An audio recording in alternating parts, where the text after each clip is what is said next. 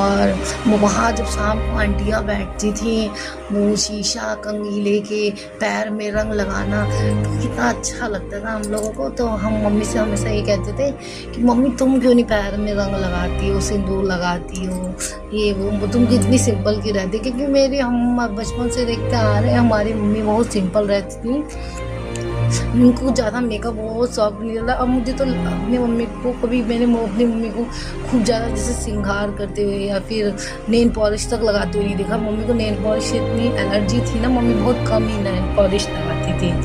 तो कभी मैंने अपनी लाइफ में सोचा भी नहीं था कि मैं दिल्ली से भदोही आऊँगी या उत्तर प्रदेश आऊँगी।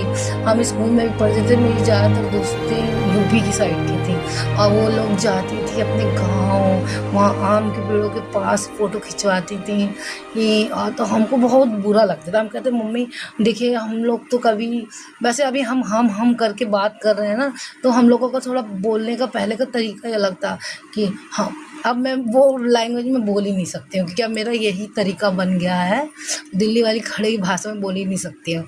तो अब हम जब जाते हैं घर, कभी हम बोलते हैं कि हमको ये खाना है, मेरे भाई कहता है हमको क्या, कितने लोग हैं, बोलो मुझे खाना है। हम कहा हमारा एक्सेंट ही ऐसा हो गया कि हम बिना हम के चलता ही नहीं है।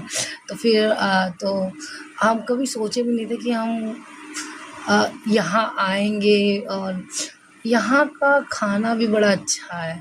यहाँ आके मैंने बहुत सारी चीज़ें सीखी। हमको खाना बनाना नहीं आता था, सबसे बड़ा चैलेंज तो ये था कि खाना कैसे बनाएं। तो यहाँ आके हमने खाना बनाना सीखा, बहुत अच्छे अच्छे आइटम।